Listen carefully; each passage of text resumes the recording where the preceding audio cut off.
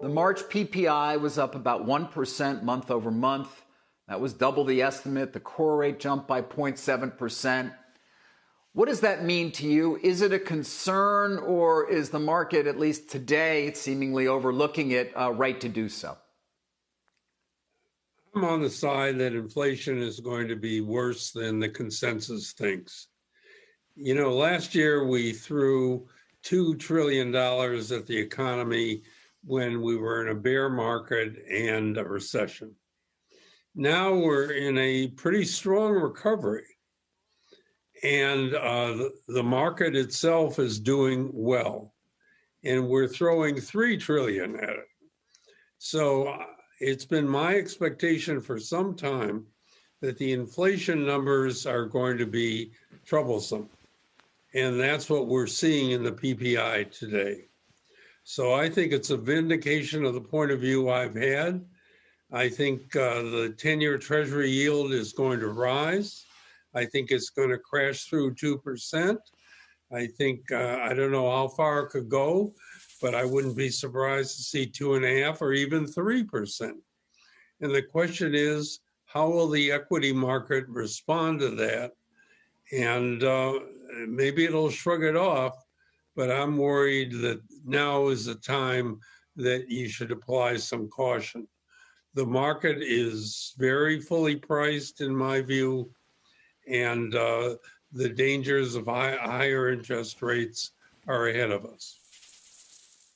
Okay, you laid it all out for me there. So let's assume you're right, and we crash through, as you said, 2% on the 10-year, heading to, let's say, 2.5%. What, within this year? What are your expectations then for equity prices? And are there parts of the market, Byron, that you would still favor, perhaps, as being a good place to be in an environment like that? Well, I definitely think we're in a bull market. And I think that this rise in rates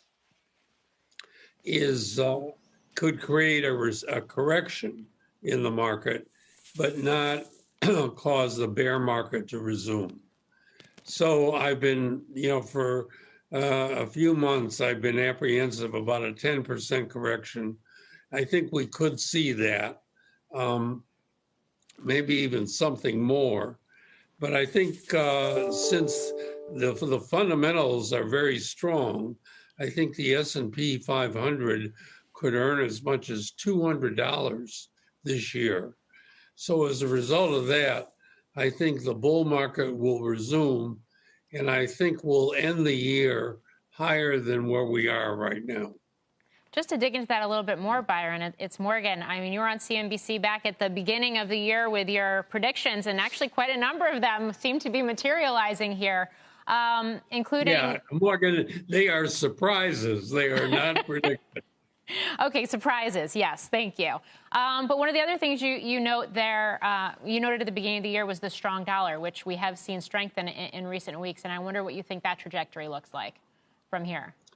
Yeah, well, rising rates are generally good for the dollar. Mm-hmm. I thought the dollar would be strong, not so much because of rising rates, but because the U.S. is a good place to invest. The economy is recovering. We're certainly going to have real GDP increasing 6 to 8% this year, maybe even more. And earnings, as I said, of $200 are very impressive. We've made more progress than almost any country on the coronavirus. So I think things in the U.S. are quite favorable. I think overseas companies are going to be willing to invest here. And as a result, the dollar will be strong. Shepard Smith here. Thanks for watching CNBC on YouTube.